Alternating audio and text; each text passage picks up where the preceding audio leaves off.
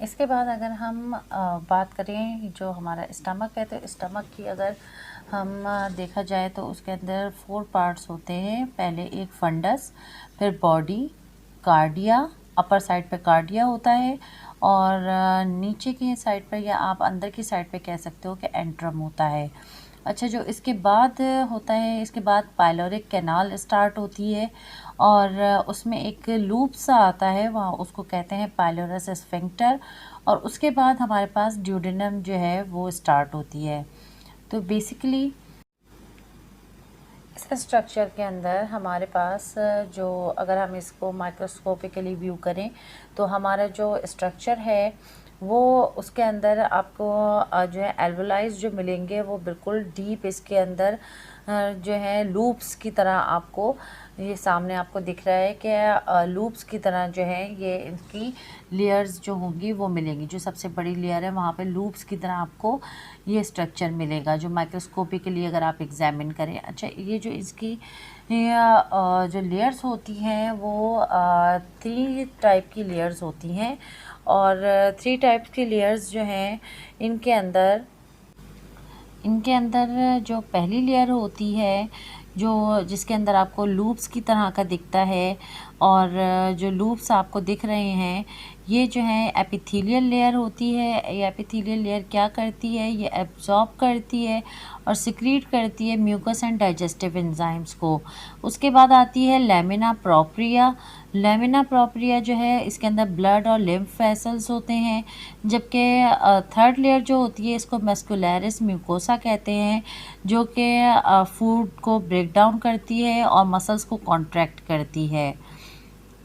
अगर हम माइक्रोस्कोपिकली देखें तो इसमें जो एपिथेलियल लेयर्स के जो डिप्स होते हैं, जो स्टमक लाइनिंग के नीचे होते हैं, ये गैस्ट्रिक पिट्स फॉर्म करते हैं। ये आपको दिख रहे होंगे गैस्ट्रिक पिट्स। इसमें जो पहले जो सेल्स होते हैं वो फेव्यूलर सेल्स होते हैं। अच्छा, ये फेव्यूलर सेल्स क्या करते हैं, ये जो है म्यूकस सेल्स भी कहलाते हैं या सरफेस म्यूकस सेल्स भी कहलाते हैं। ये सिक्रीट करते हैं म्यूकस। म्यूकस बेसिकली जो वाटर और ग्लाइकोप्रोटीन होता है उसकी मिक्सचर होता है, और ये क्या करता है, जो आपकी स्टमक के जो एपिथेलियल सेल्स होते हैं उनको जो है उनके ऊपर ये म्यूकस जो है वो कवर करता है, जिसकी वजह से क्या होता है कि जो अंदर आपके स्टमक के अंदर जो HCl होता है वो फ्लोट करता है। अगर ये म्यूकस ना हो तो ये जो फ्लोटिंग हो रही होती है ये ना हो, और फिर उसके बाद जो HCl है वो उससे आपके जो अपना जो स्टमक है, स्टमक की जो लाइंस हैं या स्टमक की डाइजेस्टिव पूरा स्टमक ही डाइजेस्ट हो जाए। तो इससे ये जो म्यूकस होती है, ये म्यूकस लाइनिंग जो है ये इसको प्रोटेक्ट करती है फ्रॉम HCl।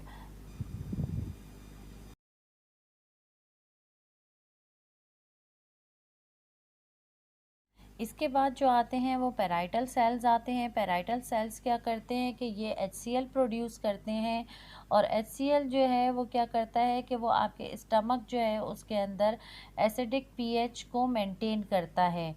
उसके बाद जो है इसके बाद जो है वो चीफ सेल्स आते हैं। चीफ सेल्स क्या करते हैं, ये पेप्सिनोजन जो है पेप्सिनोजन सिक्रीट करते हैं, ताकि जो आपकी बॉडी के अंदर प्रोटीन जा रहा है आपके स्टमक के अंदर उसको ये डाइजेस्ट कर सकें।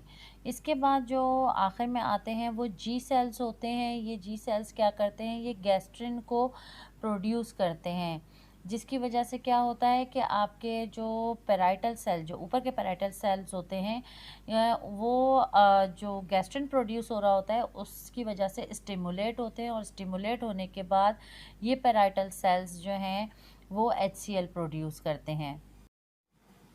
ये जो आपके एच पाइलोरी होता है, एच पाइलोरी जो है एच पाइलोरी जो है वो फीकल ओरल, गैस्ट्रो ओरल या ओरल ओरल ट्रांसमिशन के थ्रू स्प्रेड होता है from one individual to another. लेकिन होता ये है कि ये कंटेमिनेटेड फूड या वाटर के थ्रू भी, डायरेक्टली भी, या फीकल मैटर या सलाइवा के थ्रू भी जो है ये दूसरों को कंटेमिनेट करता है और बॉडी के अंदर पहुंच जाता है। जब ये एक दफ़ा बॉडी के अंदर चला गया या आपके जो स्टमक है, स्टमक के अंदर चला गया, तो तो वहाँ पर क्या करता है कि क्योंकि ये मोटाइल ऑर्गेनिज़म है, तो वहाँ पे ये क्या करता है कि जो भी आपका ऑर्गेनिज़म है वो प्रोपेल करता है टुवर्ड्स द स्टमक लाइनिंग। और स्टमक लाइनिंग में जब ये चला जाता है तो वहाँ पर क्या करता है कि ये कोशिश करता है कि ये ऐसी जगह पे जाए जहाँ पर पीएच जो है लेस एसिडिक हो। Less acidic region just like the antrum. जो एंट्रम जो जगह होती है जहाँ पर पैराइटल सेल्स कम होते हैं, पैराइटल सेल्स क्या करते हैं वहाँ पर जो आपके जो HCl होता है वो प्रोड्यूस करते हैं। तो वहाँ पर जो है फ्यू पैराइटल सेल्स होते हैं एंट्रम के अंदर, ये वहाँ पर चले जाते हैं। और वहाँ पर जाने के बाद क्या करते हैं कि वहाँ पर एडिसन प्रोटीन्स जो होती हैं उनकी हेल्प की वजह से ये जो सरफेस लाइनिंग होती है फेवुलर सेल्स की, वहाँ पर जो है ये वहाँ पर अटैच हो जाते हैं और वहाँ पर अपने सरवाइव के लिए अपने जो सराउंडिंग है उसको अपने मुताबिक चेंज करना स्टार्ट हो जाते हैं। अब यहाँ पर जो है जब ये यहाँ पर एडेरेंस कर देते हैं तो वहाँ पर यूरिएज एंजाइम जो है वो उसको रिलीज़ करते हैं, जो कि यूरिया को जो है कन्वर्ट करता है, या आप ये कह सकते हैं कि यूरिया जो होता है गैस्ट्रिक जूसेस के अंदर उनको जो है चेंज करता है कार्बन डाइऑक्साइड और अमोनिया में, जिसकी वजह से क्या होता है कि अमोनिया जो है वो न्यूट्रलाइज कर देती है गैस्ट्रिक एसिड को और वहाँ के इन्वायरमेंट को चेंज कर देती है। और इसकी वजह से क्या होता है कि H. पायलोरी जो है वो H. पायलोरी को एसिडिक इन्वायरमेंट जो स्टमक का होता है उसके अंदर सरवाइव करने के लिए जो है स्पेस मिल जाती है, वहाँ पे आराम से सरवाइव कर पाता है। इस बात को आप इस तरीके से समझ सकते हैं कि ऊपर स्टमक लेमिना है, ल्यूमेन लिखा हुआ है, दैट मीन्स के ल्यूमेन जो है वो लेमिना का प्लूरल है।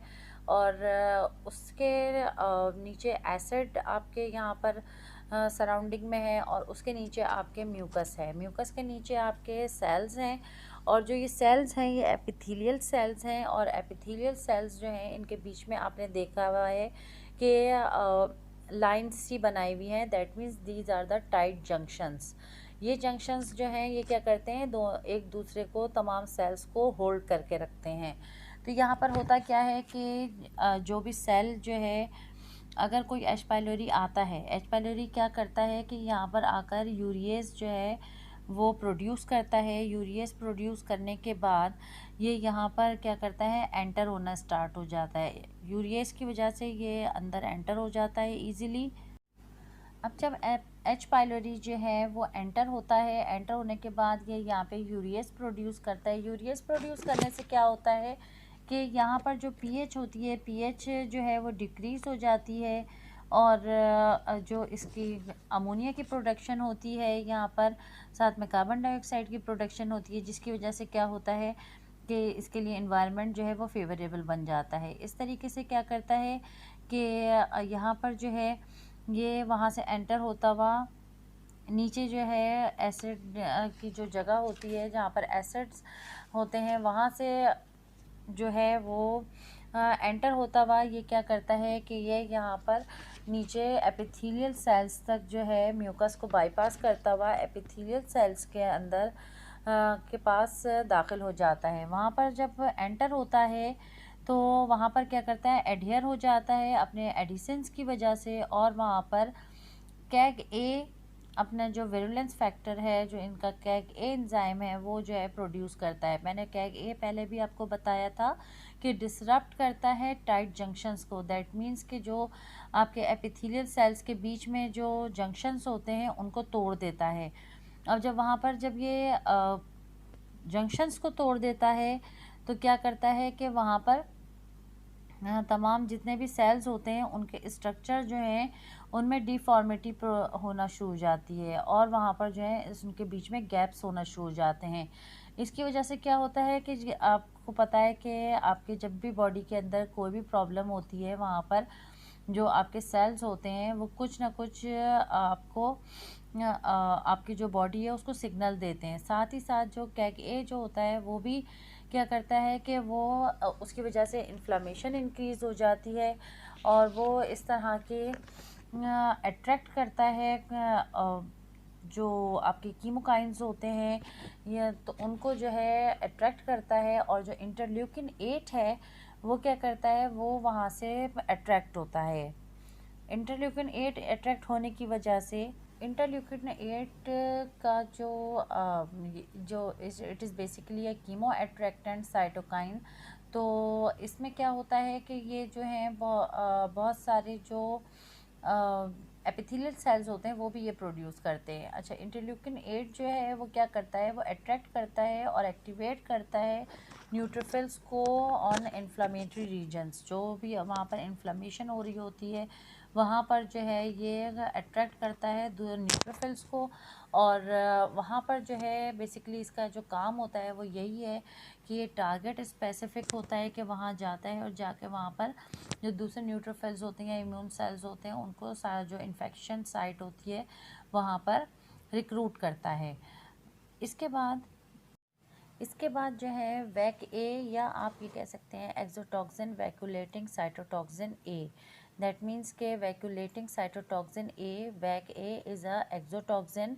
और ये भी विरुलेंस फैक्टर है। ये क्या होता है कि ये रिलीज़ हो करता है एच पाइलोरी और उसके बाद ये क्या करता है कि एपिथेलियल सेल्स जो हैं उनको उनके अंदर वैक्यूल फॉर्म कर देता है, या आप कह सकते हो कि पोर्स फॉर्म कर देता है। पोर्स फॉर्म करने की वजह से ये जो सेल्स होते हैं इनके अंदर इनकी जो है स्ट्रक्चर डैमेज हो जाता है। साथ ही साथ ये जो सेल्स होते हैं इनकी स्ट्रक्चरल इंटेग्रिटी जो है वो ख़त्म हो जाती है और इनकी जो स्ट्रक्चर होता है वो चेंज हो जाता है। और जो जगह चेंज हो जाती है उसकी वजह से क्या होता है, गैप्स आ जाते हैं। और गैप्स आने की वजह से जो ये जो जगह होती है जहाँ पर गैप्स आए हुए होते हैं वहाँ पर जो आपका एसिड होता है आपके जो स्टमक में होता है वो वहाँ तक पेनिट्रेट कर जाता है। वहाँ पर पेनिट्रेट करने की वजह से क्या होता है, वहाँ पर अल्सर फॉर्मेशन हो जाती है।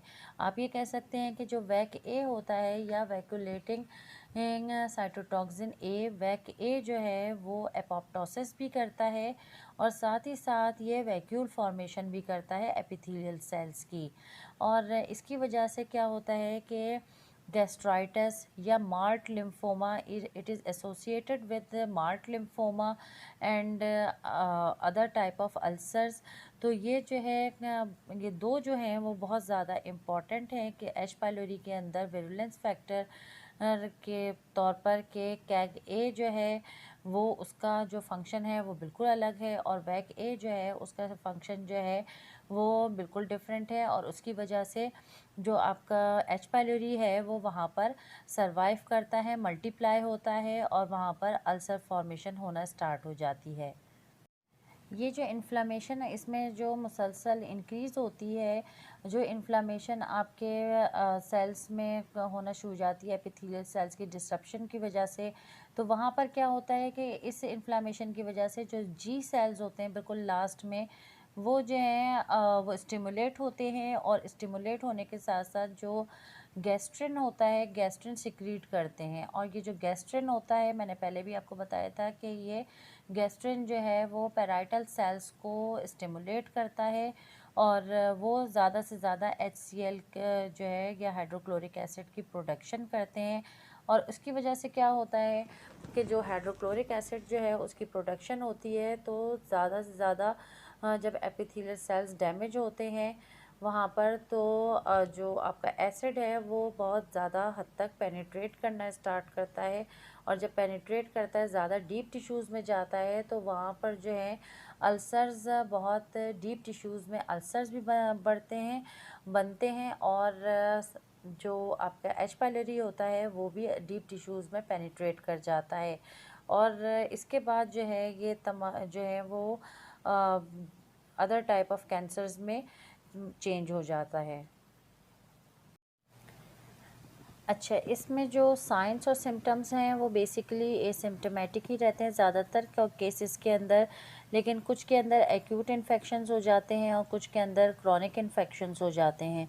एक्यूट इन्फेक्शंस जो हैं उनके सिम्टम्स हैं upper abdominal pain, nausea, loss of appetite, और इसी तरीके से क्रॉनिक इन्फेक्शन है उसमें अपर एब्डोमिनल पेन होता है, नोज़िया होता है, ब्लोटिंग है, वॉमिटिंग है, या ब्लैक स्टूल पास होता है।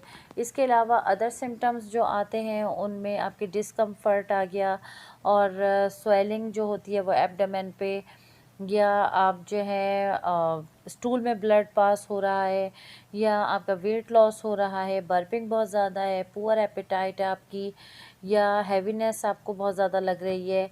तो ये सब चीज़ें जो हैं आपके सिम्टम्स में आती हैं। जबकि कुछ कॉम्प्लिकेशंस अगर इसमें और ज़्यादा हो जाती हैं तो उसमें गैस्ट्रिक कार्सिनोमा जो है 1 to 2% इसमें रिस्क होता है कि आपकी गैस्ट्रिक कार्सिनोमा या जो आपके मैदे का जो कैंसर है वो हो जाए, या gastric mucosa associated lymphoma, that means के म्यूकोसा जो आपकी म्यूकोसा सेल्स हैं या म्यूकोसा जो एरिया है, म्यूकोसा सेल्स हैं वहाँ पर जो है कोई लिम्फोमा डेवलप हो जाए। अच्छा, इसके बाद जो है आपके जो ऑर्गेनिज़म है इसको ये जो है इसकी डायग्नोसिस जो है वो आप जो है फीकल एंटीजन टेस्ट से कर सकते हैं, और ब्लड टाइटर्स के थ्रू, या यूरिएस का ब्रीथ टेस्ट होता है वो आप कर सकते हैं। आपके जो जो एंडोस्कोपी है आप वो कर सकते हैं, कल्चर कर सकते हैं बायोप्सी लेकर, जो आपका स्टमक है उसकी लाइनिंग की आप बायोप्सी कर सकते हैं, और एलाइज़ा टेस्ट कर सकते हैं। और इसमें जो ट्रीटमेंट होता है वो 1 हफ़्ते का ट्रीटमेंट होता है, 1 वीक ट्रिपल थेरेपी कहलाती है, एंटासिड्स भी साथ में दिए जाते हैं उसमें, और 2 एंटीबायोटिक्स भी दी जाती हैं जस्ट लाइक के बिस्मथ सैलिसाइलेट और मेट्रोनिडाज़ोल और टेट्रासाइक्लिन का कॉम्बिनेशन बना के दिया जाता है साथ में, या फिर जो है ranitidine bismuth citrate plus tetracycline plus clarithromycin या मेट्रोनिडाज़ोल जो है वो दी जाती है। तो ये जो है इसका ट्रीटमेंट फिर कंप्लीट हो जाता है। इसी तरीके से आपके दूसरा जो ऑर्गेनिज़म है कैम्पाइलोबैक्टर, ये बेसिकली ज़ूनोटिक डिज़ीज़ है, और इसको हम जो है नेक्स्ट आपकी जो आपका लेक्चर है हम उसमें फिर इसको पढ़ेंगे। अल्लाह हाफ़िज़।